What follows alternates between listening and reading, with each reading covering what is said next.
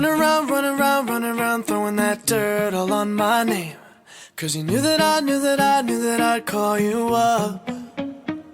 You've been going around every party in LA.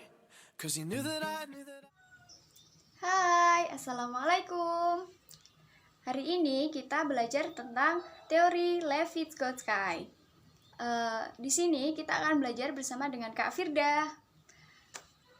Untuk pertama, saya akan menanyakan, apa sih teori Levi-Vygotsky itu, Kak? Assalamualaikum teman-teman.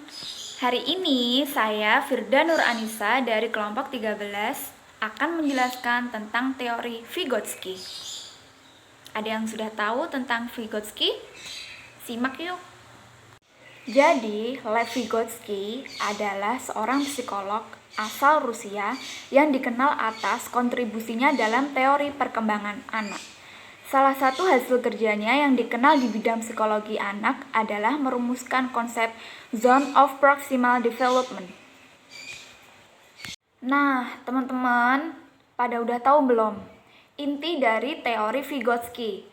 Intinya adalah menekankan interaksi antara aspek internal dan eksternal dari pembelajaran dan penekanannya pada lingkungan sosial pembelajaran.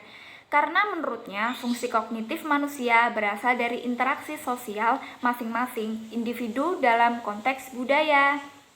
Apa sih teori belajar ini sesuai dengan model pembelajaran kooperatif? Nah, jadi teman-teman, mengapa teori belajar ini sesuai dengan pembelajaran kooperatif? Karena strategi ini berlandaskan pada teori belajar Vygotsky yang menekankan pada interaksi sosial sebagai sebuah mekanisme untuk mendukung perkembangan kognitif. Selain itu, metode ini juga didukung oleh teori belajar Information Processing dan Cognitive Theory of Learning. Dalam pelaksanaannya, metode ini membantu para siswa untuk lebih mudah memproses informasi yang diperoleh. Karena proses encoding akan didukung dengan interaksi yang terjadi dalam pembelajaran kooperatif. Pembelajaran dengan metode pembelajaran kooperatif dilandaskan pada teori kognitif karena menurut teori ini interaksi bisa mendukung sebuah pembelajaran. Katanya, teori Piaget ini sama dengan teori Levi-Vygotsky. Nah, apa sih persamaan antara kedua teori tersebut dan apa perbedaannya? Karena saya masih belum paham. Tolong jelaskan ya, Kak. Nah, ada satu lagi nih teman-teman. Jadi, apa sih perbedaan dan persamaan antara teori Piaget dan teori Vygotsky? Ada yang mau bantu jawab nggak? Atau ada temen aku nih yang mau jawab? Apa sih persamaan dan perbedaan antara teori Vygotsky dan teori Piaget? Menurut Brian Lee, Piaget lebih menekankan pada aspek biologis dari perkembangan seorang anak. Sedangkan Vygotsky memandang bahwa perkembangan dan pembelajaran terjadi di dalam konteks sosial, yakni di dunia yang penuh dengan orang yang berinteraksi dengan anak sejak anak itu lahir. ZPD itu apa sih, Kak? Lalu, apa sih itu ZPD? ZPD adalah Zone of Proximal Development. ZPD adalah jenis tugas yang terlalu sulit untuk dipelajari sendiri oleh anak, namun dapat dipelajari dengan bimbingan dan bantuan dari orang yang lebih dewasa atau anak dengan kemampuan yang lebih baik. Titik nol adalah kemampuan anak pada saat ini.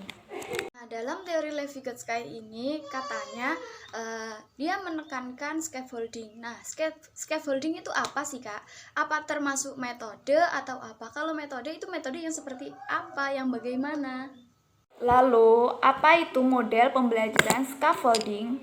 Nah, model pembelajaran scaffolding merupakan praktik yang didasarkan pada konsep Vygotsky tentang assisted learning. Ini merupakan teknik pemberian dukungan belajar yang pada tahap awal diberikan secara lebih terstruktur, kemudian secara berjenjang menuntun siswa ke arah kemandirian belajar. Jadi seperti itu teman-teman pembelajaran kita hari ini mengenai teori Levi-Vygotsky.